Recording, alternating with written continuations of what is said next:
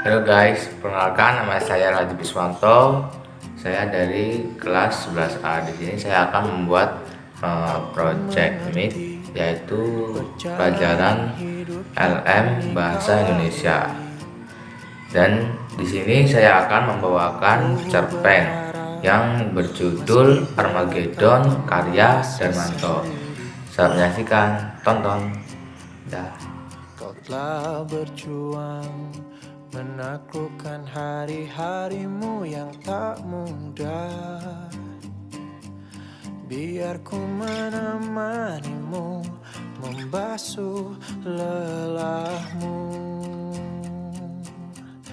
Izinkan ku lukis senja, mengukir namamu di sana, mendengar kamu bercerita, menangis tertawa. Biar ku lukis malam, bawa kamu bintang-bintang, untuk temanimu yang terluka.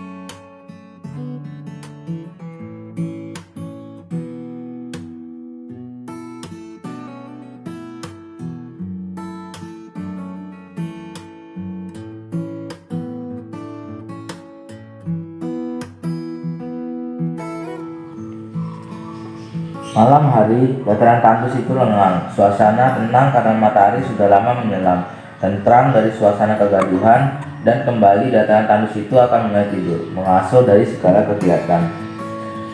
Kemana saja engkau anakku? Gumam seorang ibu yang setengah diucapkan dan setengah dipikirkan. Lalu tiba-tiba bayangan gelap menyelimuti wanita itu. Engkau selalu membuatku kaget, bergerakan, kata itu, menatap ke atas mengikuti gerakan bayangan. Kemudian benda yang kelihatan hitam itu melayang-layang sambil tertawa dan ibu tersenyum. Bergerakan selalu membuat kaget orang.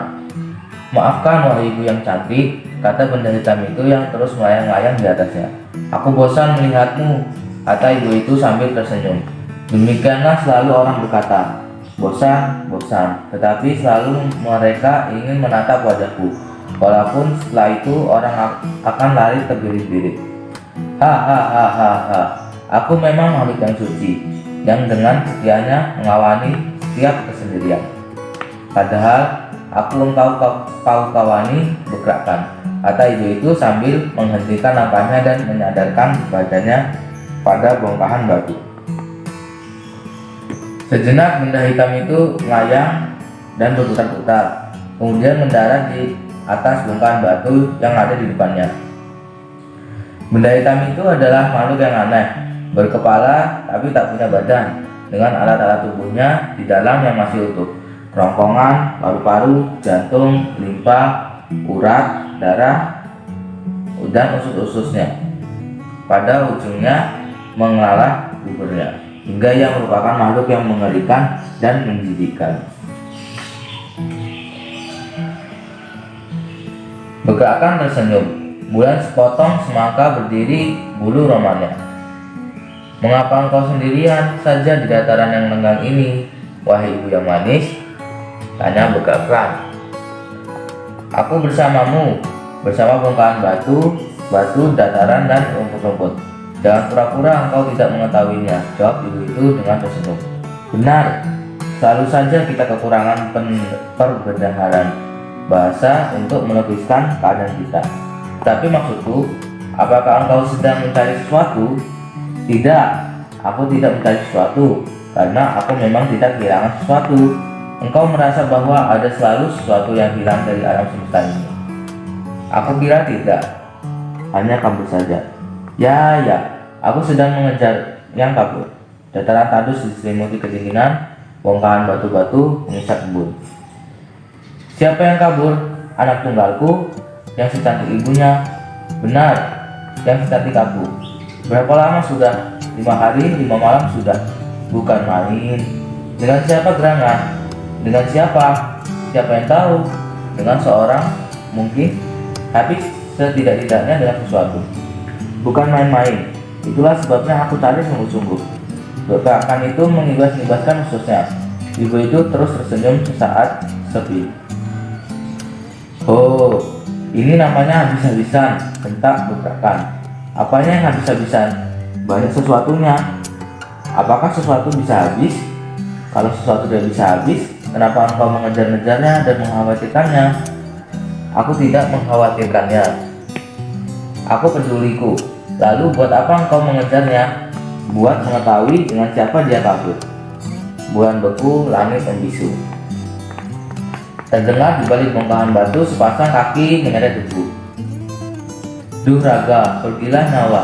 Kalau ku tahu dulu surga begini rasa, niscaya kusuruh cepat-cepat nyawa membisiki cinta kepada raga. Nyanyi gadis mengalun putus-putus. Sejenak suaranya memenuhi dataran lengang. Jalannya tersaru-saru lemah. Berahi hangus nyaring jerit-jeritnya. Alunan dendang bergerakkan dengan suara berat disertai senyum. Tuhan, engkau telanjang bulat. Anakku, kemana pakaianmu? Tidak kemana-mana ibu. Di mana pakaianmu? Di tubuh ibu. Anakku, engkau mabuk. Mabuk kepayang ibu. Dahi kaktus runcing durinya sayang. Setelah bekakan, cukup bekakan. Tugas ibu itu dengan tajam menoleh ke arah makhluk itu. Engkau tidak malu telanjang bulat begini di hadapan bekakan. Dunia sudah tidak ada rahasia lagi ibu. Dunia sudah tidak punya malu. Setelah bekakan sambil tertawa dan melotot. Anakku, di mana pakaianmu? Di tubuh ibu. Oh anakku. Seluruh ibu itu terharu sambil memeluk anaknya.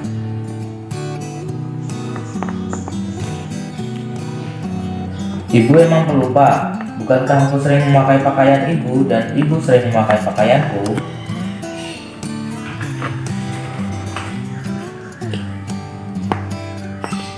Tidak mungkin anakku. Bukankah memang demikian ibu? Anak itu setiap saat seperti ibu dan ibu setiap saat seperti anak. Tidak mungkin anakku. Setidak-tidaknya jangan dulu. Sudah terjadi dulu-dulu ibu. Dari kaktus runcing durinya. Setelah bekakan, cukup, bentak ibu itu. Sesaat suasana tambah lenggang. Timbangan tidak seimbang malam ini, kata bekakan. Ibu yang bijaksana adalah ibu yang tahu menunjukkan kasih sayang pada waktunya dan tahu menunjukkan. Kemarilah pada waktunya pula.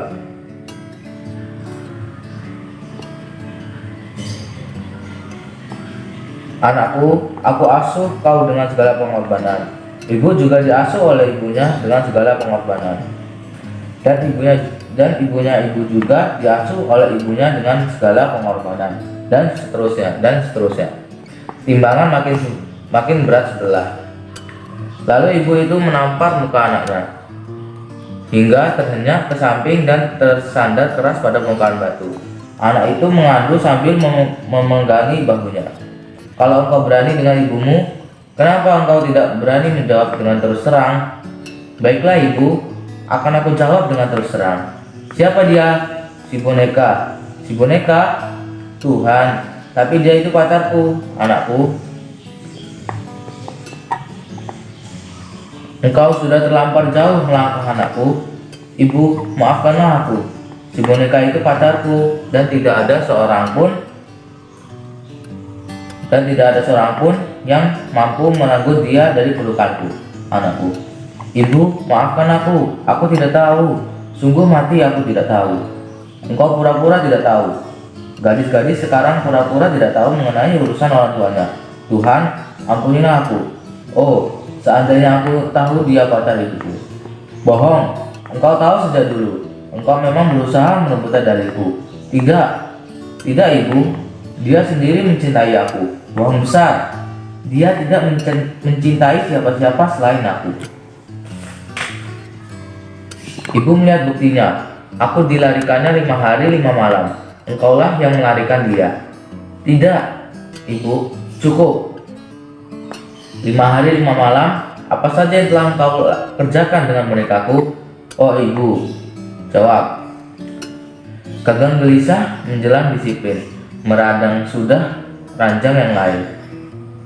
Tutup mulutmu, bukakan, bentak ibu itu. Betapa mesranya adegan-adeganmu bisa kubayangkan, anakku.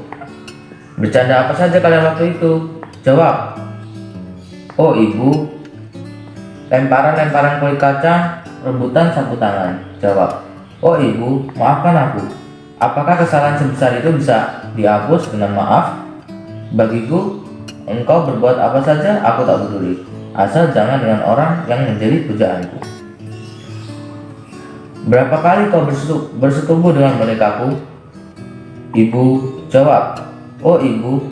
Tangis anak itu dan ia lemas bersandar pada bongkahan batu. Ibu itu menarik napas dalam-dalam dan membuangkannya keras-keras. Baiklah, kalau kau malu mengakui, dunia masih ada rahasia rupanya, bukakan, kata ibu dan makhluk sejak tadi. Tenang-tenang memandang kedua orang itu menoleh kepadanya.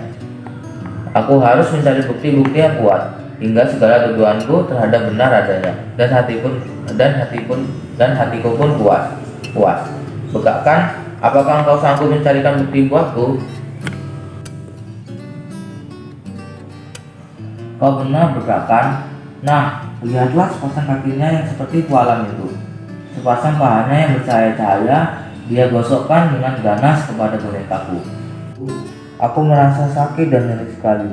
Oh anakku, ampunilah aku, ibumu yang berdosa, tak tahu malu ini. Aku telah jatuh ke jurang kegelapan yang tiada tandanya. Duh raga, pegangilah nyawa. Kalau aku tahu dulu kesenangan itu berbuahkan kesakitan, dan kesakitan itu berbuahkan kesenangan, niscaya kusuruh cepat-cepat kamu membisiki ragaku untuk tidak dilarikan saja. Oh biji mataku, belahan jiwaku, tambahan kenangan yang terdalam.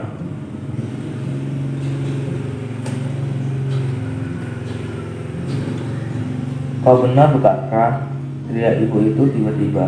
Nah, ibu yang bijaksana, tengok mulut anakmu dengan bibir yang mereka seperti mawar. Itu dengan manjanya menggigit seluruh tubuh boneka. Kau benar, bukakan. Nah, penggal saja kepalanya. Kau benar, bukakan. Maka dilemparkanlah tubuh anak itu yang tinggal kepala dan badan itu hingga terguling-guling. Terus ia merenggut kapas dan tergeletak penuh darah dan debu di sampingnya, seperti seekor harimau yang ganas yang mengekam mangsanya. Mata anaknya terbelak lebar, kemudian terdengar teriakan yang nyaring dari mulutnya. Semburan cahaya darah, langit darah, udara darah, dataran tandus, batu-batu darah, rumput-rumput darah, bulan sepotong semangka gemetar di balut darah. Kucari kemana-mana, di situ engkau rupanya. Ia memang tidak kemana-mana. Ia tidak pernah kemana-mana, selalu berkata sambil terbang terbahak-bahak. Di sana, di seberang sana, di balik bongkahan batu itu, melihat si boneka bersetubuh dengan seorang gadis. Bulan sepotong semangka meleleh.